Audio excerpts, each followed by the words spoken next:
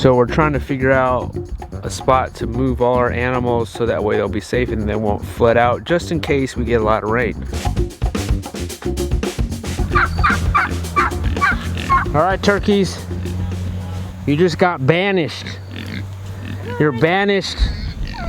You're banished to the chicken coops.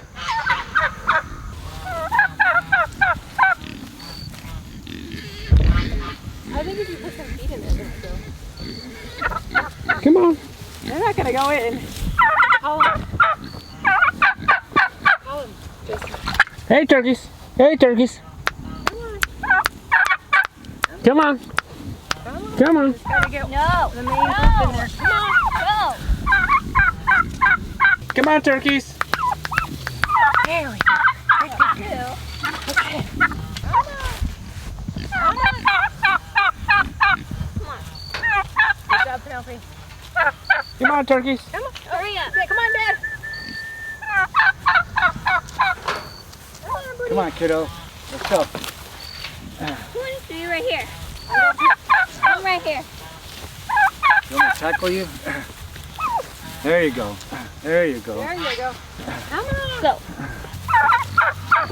No. There you go. There you go. There you go.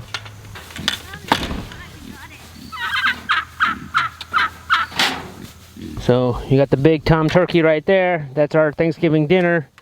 Plus you got all the females around them. That might be another tom. I don't know. What? We still have 2 months with these turkeys. Come on, turkeys. Come on. These turkeys keep getting out. We clip their wings. We put 2 nets around them.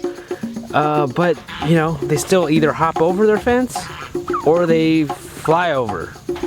You know, so I can't contain them. Now that we have these coops that are free, we have 2 coops now. I might separate them, maybe 3 and 3, and I might let them out. But if I let them out, they're just gonna get out. I mean, so this is my solution here.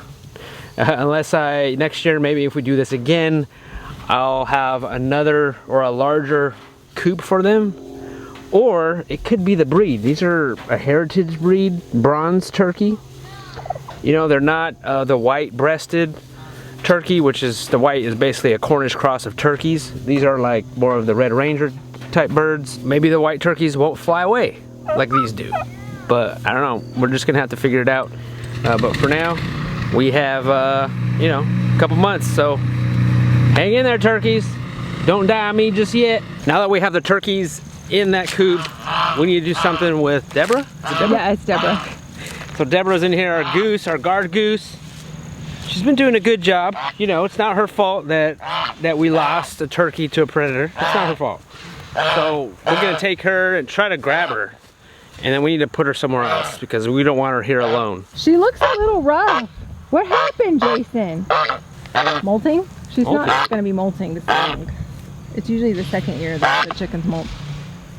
Maybe she's tangled. I don't know. She looks rough. Let's go this way. Take a look at her back. It could be that she just got pooped on or jumped on or something. Ready?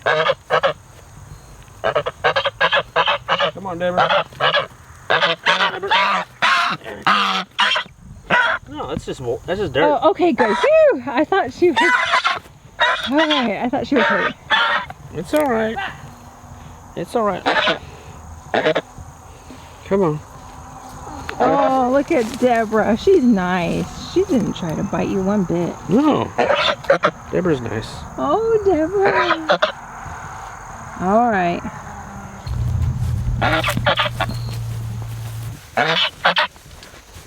Come on.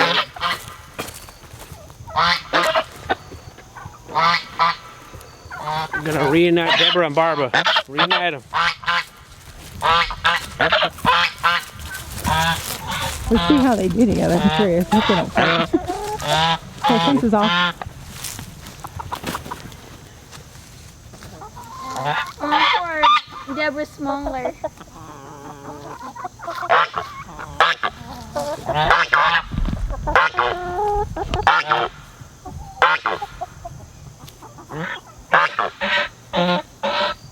Where do you? We got 2 honking geese now.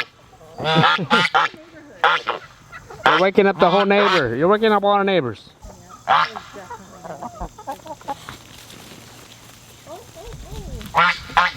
Whoa. Barbara is not nice.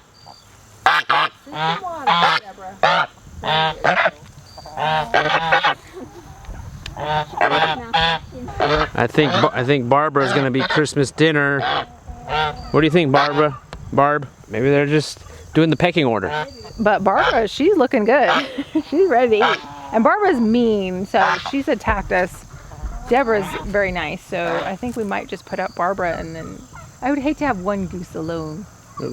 Yeah. She wants to go after her. Yeah, she does. And poor Deborah's scared. Oh man. This is the turkey's feed.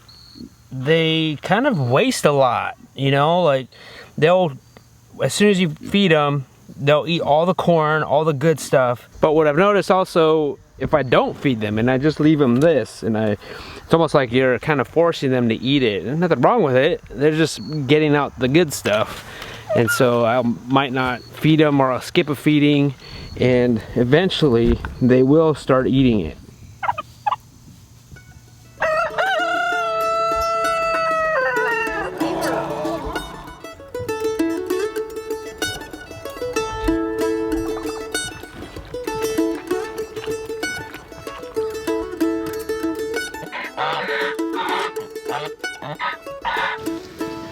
It's always weird the first day when you come out here and there's no meat chickens anywhere.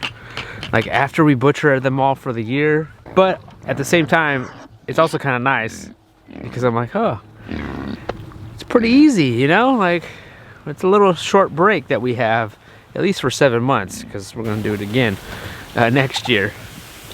We have possible hurricane weather over here that's coming this week, but by the time it gets to us, it should only be like a tropical storm, and that could be hit and miss. Like this has happened before in the past, and by the time it gets here, it's usually maybe some rain, maybe some wind, if that. Sometimes it's bigger than what it seems by the time it comes here, and by the time here it's like nothing. But we still got to be prepared. We have our turkeys here. We want to move them, separate them into the separate coops since we have a coop available. But we're kind of seeing where they're at now, because we do have some areas where it floods, like over here if we get a lot of rain. So we're trying to figure out a spot to move all our animals so that way they'll be safe and they won't flood out, just in case we get a lot of rain. They'll be there in the valley on Saturday. I think that area is just going to get swampy and it could get a lot of rain. But if we move them to the right, they're up on a hill, and that would be better. The only thing is there's a lot of debris there. There's like trees.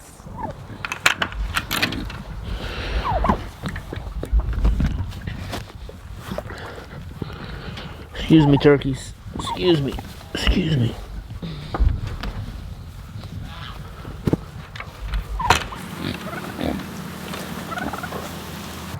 Like half a dozen eggs right here. We come here and we check this little barn for eggs every night, and they stop laying in there, but now they like found this little spot here.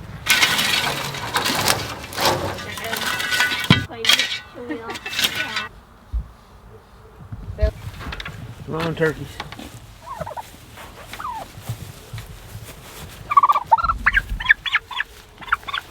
Here, easy to catch. Oh.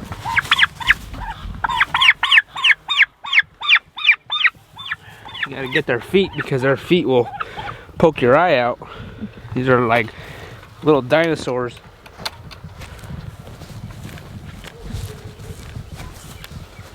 All right? Yeah.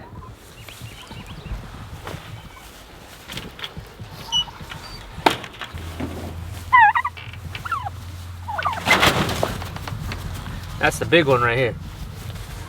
This is our Thanksgiving turkey. Oh. Ugh. Come on. Come on, little guy.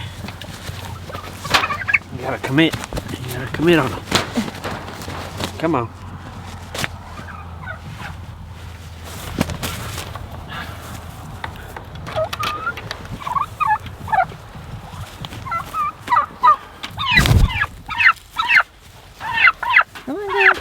they're just a lot safer in here. And also it's a peace of mind for us because they're just roaming around wherever, free ranging, and that's great. It's beautiful, you know, it's awesome kind of seeing them free range, but at the same time, something could come out and get them. We already lost one to a predator. We lost half of them their very first week in the brooder. So it's like, we can't lose any more. We have 6, so we need to have some for Thanksgiving. So I think they'll just be a lot safer in these coops, and we're just gonna be moving around much like how we do the meat chickens. You're gonna wipe your nose all over my pants, aren't you? Come on. You are. Let us borrow, turkeys need to borrow your feed pan.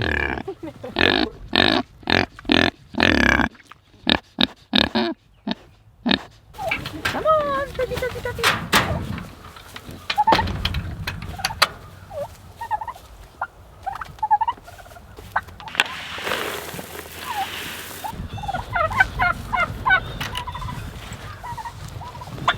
Here you go, turkeys. We have extra waters available now.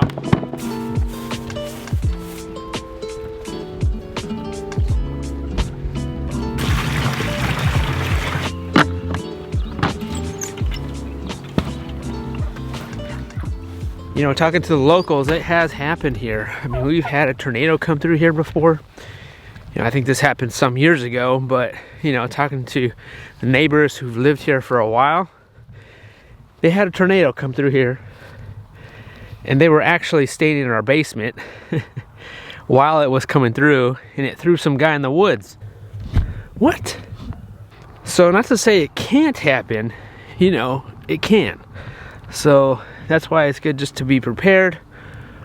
You know, prepare for the worst, hope for the best. But usually, our experience is that by the time it gets to us, you see it coming through Florida, by the time it gets to us, it kind of just goes away. You know, it's like, it's not much at all. Maybe some rain and some wind here and there, but it's not bad.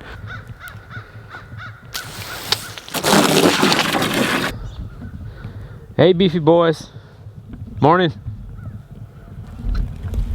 My old neighbor who's been living in these mountains his whole life said, when you start to see the goldenrod come out, that means frost is near. And for us here, frost is in like 25 days.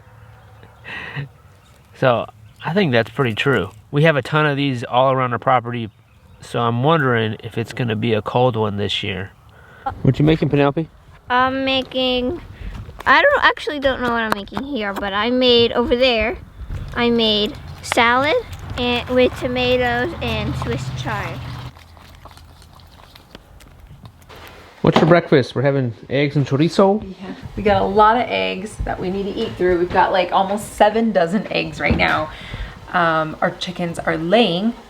Both sets are laying. Well, actually the older set, they're molting. So we're not getting too many eggs from them. But we're getting a lot of eggs right now, so we need to come up with a plan on how to preserve these eggs and make them last for the winter time. So every morning, Penelope and I take our vitamins.